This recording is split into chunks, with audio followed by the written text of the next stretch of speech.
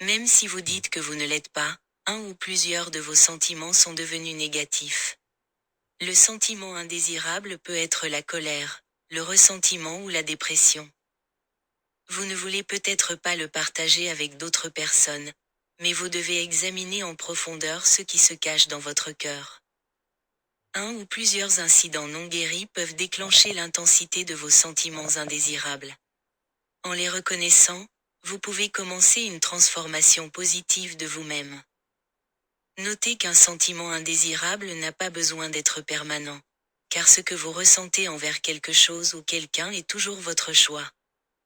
Alors ouvrez votre cœur pour mieux vous connaître. Pour comprendre la cause et l'effet, de nombreuses facettes de vos histoires doivent être reconstituées. Plus vous êtes conscient de vos sentiments indésirables, mieux vous pouvez vous aider à guérir votre âme. Vivre le karma est une bénédiction. Mais vous ne le pensez pas en raison d'un obstacle dû à l'influence, d'une perspective restreinte et de la peur de l'inconnu ou de l'impossibilité. Pour recevoir la bénédiction, vous devez examiner plus profondément vos croyances, vos attentes et votre jugement. Il y a quelque chose que vous devez apprendre, comme lâcher prise, dans tous les aspects de la vie. Vous pouvez être plus activement impliqué dans votre monde intérieur pour avoir une transformation énergétique pour un alignement d'amour inconditionnel. Demandez-vous, comment avez-vous conditionné votre vie? Visitez chaque aspect et déterminez ce que vous pouvez faire pour le laisser aller. L'attention des gens saisit votre bon sentiment pour diverses raisons. Dans votre jeunesse, c'était pour l'amour de la famille. Au fil du temps, l'amour s'est adapté à une nécessité de combler votre vide. Tant que vous désirez un moment de bons sentiments, votre moi spirituel ne se réveillera pas pour réaliser que ce sentiment addictif vous tue lentement à l'intérieur. Voulez-vous dépendre de ce désir pour le reste de votre vie? Si vous désirez un amour-propre durable, un libre arbitre doit s'exercer ici.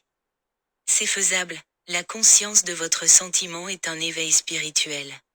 La responsabilité de votre sentiment est un choix. Le réalignement de votre sentiment est une transformation de soi. L'inconvénient est que vous n'avez pas pris votre moi intérieur en priorité. En plus de cela, vous n'appartenez à personne d'autre qu'à vous-même. Alors, laissez sortir votre force intérieure et votre courage pour rejeter votre acte convaincu. Tout a de l'énergie, y compris vous-même, puisque votre sensation est trop active envers les gens. Soyez conscient de l'énergie dans laquelle vous vous engagez et que vous absorbez. Certaines d'entre elles drainent votre force vitale. Si vous ne faites rien pour changer, vous n'aurez finalement plus de force vitale. La conscience est donc la clé de la transformation de soi.